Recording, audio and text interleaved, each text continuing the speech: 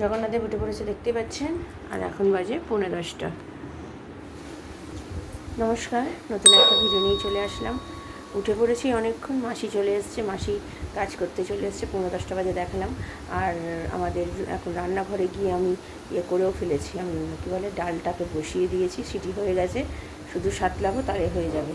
আর ছেলে আজকে স্কুলে আর যায়নি। যখন সকালবেলা, এখন তো রোদ্দুর উঠেছে, সকালবেলা বৃষ্টিই পড়ছিল, তো তখন আমরা বললাম বৃষ্টিতে পাঠিয়ে যায়নি।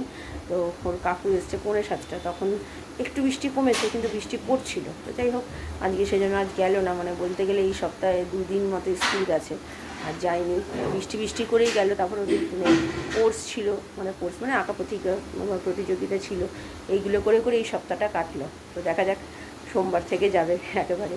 তো যাক গিয়ে ঠিক আছে। আপাতত রাতে রান্না বলতে গেলে ডাল, বাঁধাকপি, আর দেখি আমাদের রয়েছে একটু ফুলকপি রয়েছে, দেখি ফুলকপি আলুটা ভেজে রাখি, রাত্রিবেলা আমার হাজব্যান্ডের রুটি দিয়ে হয়ে যাবে। আর ছানার বড়ার তরকারিটা আছে, ছানার বড়ার তরকারিটা রাত্রিবেলা আমি আর আমার ছেলে খেয়ে নেবো, আমার হাজব্যান্ডকে 2 পিস দেবো, আমিও খেয়ে নেবো। এইবেলা আর ছানার বড়াটা তরকারিটা বার করবো না, ওইটা রাত্রিরে রুটি দিয়ে খাবো। আর এইবেলা ডাল করছি, ওই বাঁধাকপিটা আছে, আর ভাজাটা ভাজছি, ভাজাটা অল্প করে সামনে নিয়ে নেবো, তাহলে হয়ে যাবে। এই হচ্ছে প্ল্যানিং। তো মাসি ততক্ষণ কাজ করুক, চা করতে যাবো, এবার চা করি, এসে গেছে মাসি, চা খাবে যেহেতু, রান্না বেশিক্ষণ তো লাগে না কাজ করতে। তো চলুন রান্নাঘরে যাওয়া যাক, তারপরে ছেলেকে তুলবো। চা বসিয়ে দিয়েছি 3 জনের। আর এখানে দুধ জাল দিতে বসিয়েছি, পুরোনো দুধটাই জাল দিচ্ছি, আজকে দুধ নেই, আনলে পরে দেবো, এখন দেবো না। আর এই যে এখানে ডাল সেদ্ধ হয়ে গেছে, তো আদা দিয়ে ভাজিয়ে দুধ দেখেছেন, দুধ উঠেছে ভালো আদা। আর এই যে মাসি কাজ করছে, দুধটা ফুটে এসছে, চা ফুটতে শুরু করে দিয়েছে, আর ওইদিকে দুধও ফুটে এসছে মোটামুটি। চলুন চাটাকে ভালো করে ফুটিয়ে দুধটা বন্ধ করে দিই। এই যে 3 জনের চা হয়ে গেছে, মাসির চাটা রেখে দিই, আর এখানে দুধও জাল দেওয়া হয়ে গেছে। চলুন চাটা খাই, তারপরে আমি পরে চলে এসেছি। ডাল তো সাদলানো এবার করতে দিয়ে দিয়েছি, ডাল ফুটে গেছে। এখানে হচ্ছে শুকনো লঙ্কা, কালো জিরে, মেথি ফোড়ন দিয়েছি আমি, এটা হোক ততক্ষণ ফুটুক। আর এখানে আলু ফুলকপি ভাজার জন্য কেটে নিয়েছি, আর এখানে হচ্ছে সেই বাঁধাকপি। আর ওই যে আমার ছেলে, তো আবার বৃষ্টি শুরু হয়েছে। তো চলুন আগে এটাকে সাজিয়ে নিই।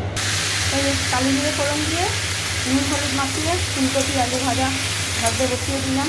এইদিকে ডাল হয়ে গেছে, ভাতও হয়ে গেছে আমার। এই যে ভাত, এই ডাল, বাঁধাকপিতে দেখালাম। 11:30 বাজে, ছেলের আন্টি আসবে, ছেলে স্নান করতে গেছে, তারপরে আমার হাজব্যান্ড যাবে। আমার রান্না হলে গ্যাস পরিষ্কার করে তারপরে আমি যাবো।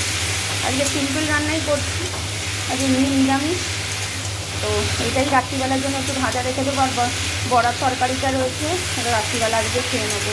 আমার হাজব্যান্ডকে এটা একটু বেশি দেবো, বড়াটা একটু কম দেবো। এটা ভাজতে অনেকটা সময় লাগবে, যখন লাল লাল করে কড়া করে ভাজবো, তারপরে নামাবো। তো ঠিক আছে, আমি পরে দিয়ে দিয়েছি, গরম করে হাজব্যান্ডকে দিলাম। আর আমার ছেলের খাওয়া হয়ে গেছে, এটা আমার, এটাও আমার রয়েছে খাবার, আমি পরে খাবো, আমি স্নান করতে যাইনি এখনও। আর এটা রাত্রিরের জন্য। তো 1:45 বাজতে চলেছে, চলুন চান টান করে নিই, পরে আসছি। এই যে আমার খাবার বাড়তে চলে এসেছি, 2টো বাজতে চললো, স্নান হয়ে গেছে। তো এবার খেয়ে দিয়ে নিই। ছেলের তো খাওয়া হয়ে গেছে, আগেও বললাম, আমার হাজব্যান্ডেরও হয়ে গেছে।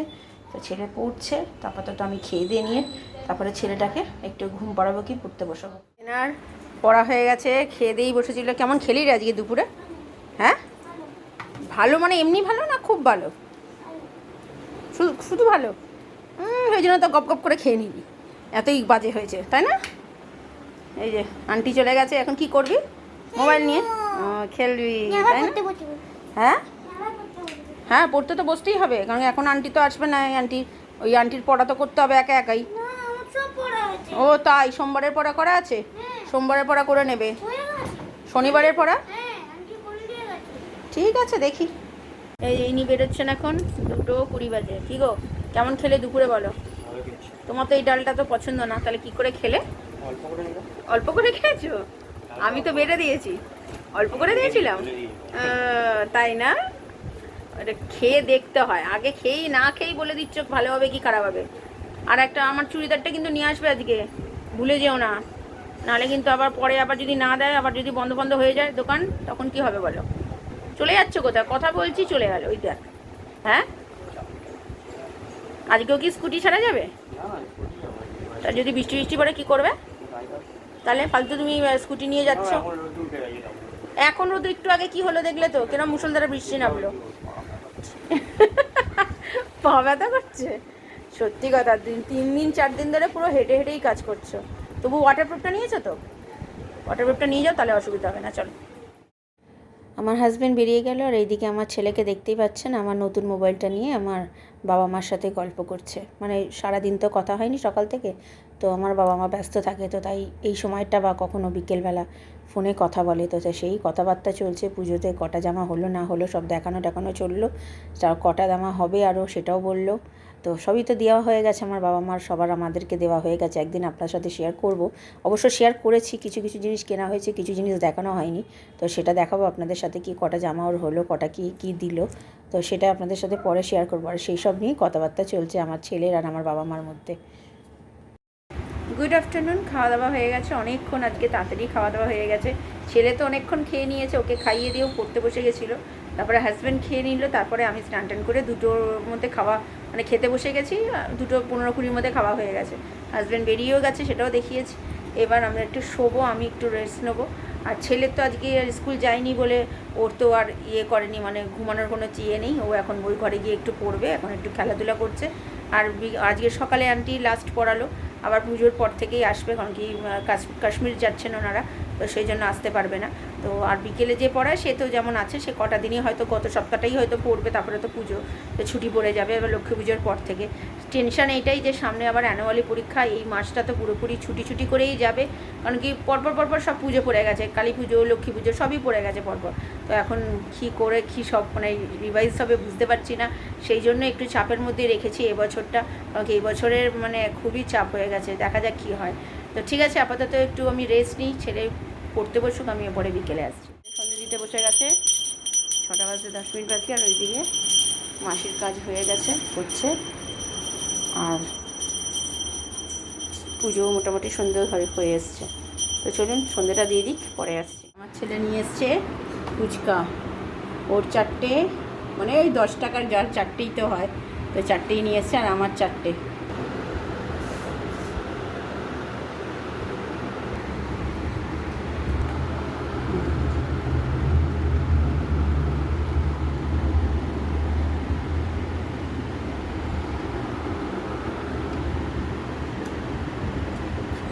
কী রে, ফুচকা কেমন খেলি?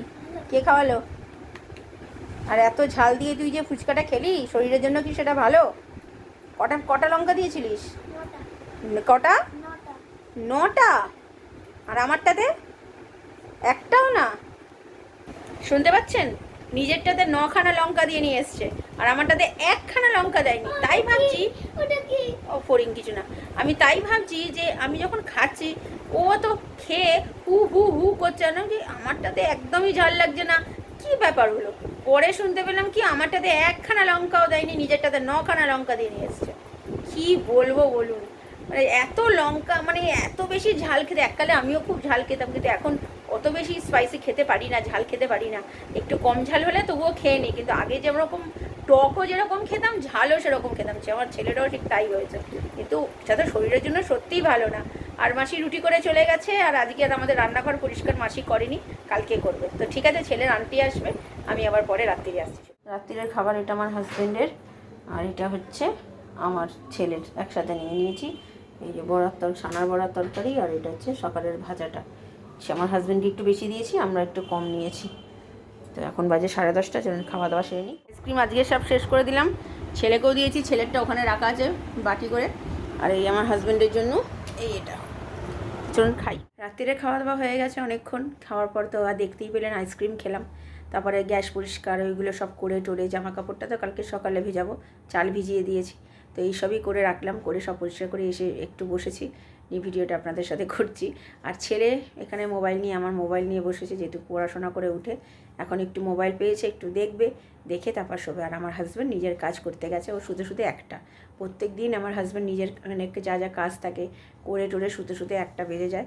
তো ও সুখ। এবার আমার ছেলে এমন একটা ছেলে, নিজে থেকে কোনো দিনই শোবে না, পাশে 2জন শুলেই ঘুমাবে, খুব রেয়ার ঘুমায়। তো ঠিক আছে, আপাতত আমার তো ঘুম পাচ্ছে, আমি ঘুমিয়ে পড়বো, আর আমি অপেক্ষা করতে পারছি না। তো কালকে আবার দেখা হবে। ভিডিওটা তাহলে আর বড় করছি না, ভালো লাগলে লাইক শেয়ার সাবস্ক্রাইব করবেন। কালকে নতুন একটা ভিডিও নিয়ে চলে আসবো। আপনারা ভালো থাকবেন, সুস্থ থাকবেন।